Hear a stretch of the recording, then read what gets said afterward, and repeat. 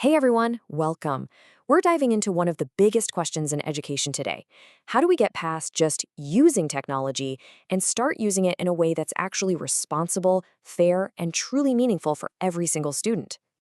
So before we jump in, I want you to think about something. Just take a second. What are the core values that really guide your decisions when you bring a new tool or app into your classroom? Got an answer? Okay, hang on to that thought. Because let's be real.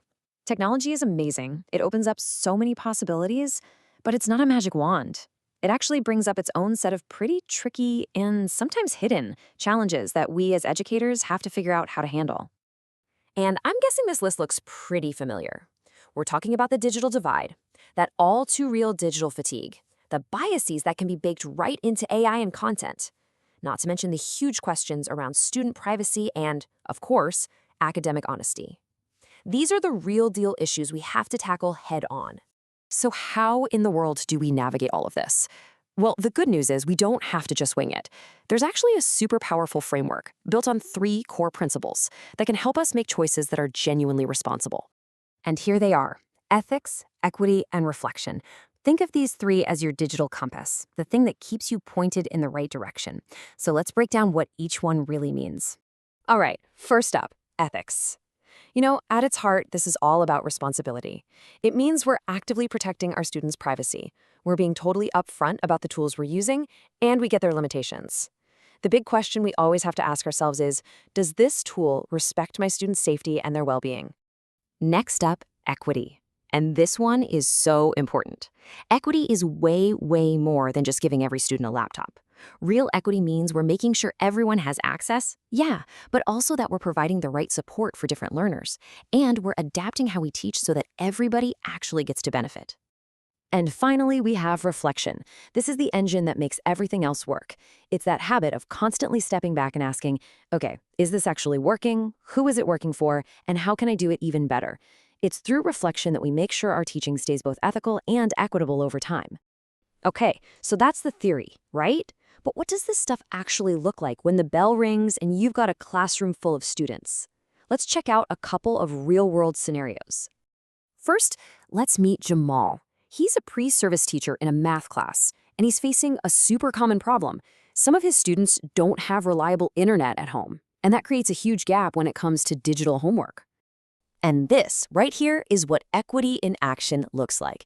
Jamal doesn't just see the problem, he actively works to solve it. He makes sure there are offline options, he's flexible with deadlines, and he even sets up student groups so they can help each other out. He's adapting his teaching so that a lack of internet is never a barrier to learning. Now let's meet Nora. She teaches English and she's trying out an AI tool to help her with formative assessments. But she gets that you can't just plug in AI and walk away. You have to approach it with a critical, reflective mindset. So look at what she does. She never just blindly trusts what the AI spits out. She's always reviewing the results. She's constantly asking herself, did this tool actually help all of my students learn better? And, maybe most importantly, she actually asks her students what they thought about it. That whole cycle, that is reflection. So Jamal's story really brings equity to life, and Nora's is all about reflection. But how do we bake these principles into our plans from the very beginning? Well, we can weave them into a lesson planning framework you might already know called TPACK. Seriously, think of this as your new checklist for designing lessons.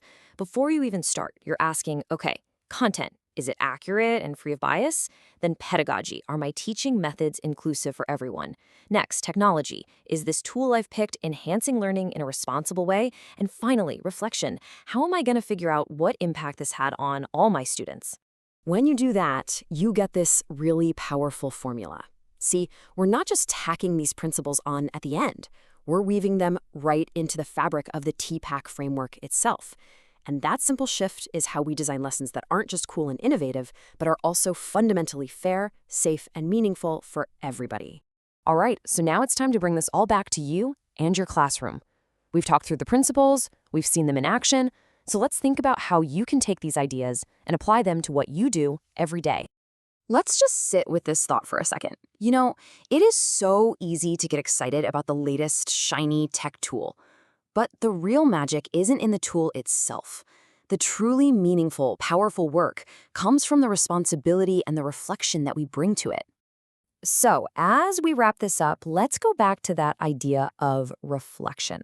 Think about the very next lesson you're going to teach. What is one real, concrete step you can take to make it just a little more ethical, a little more equitable, and a whole lot more meaningful for every student walking through your door?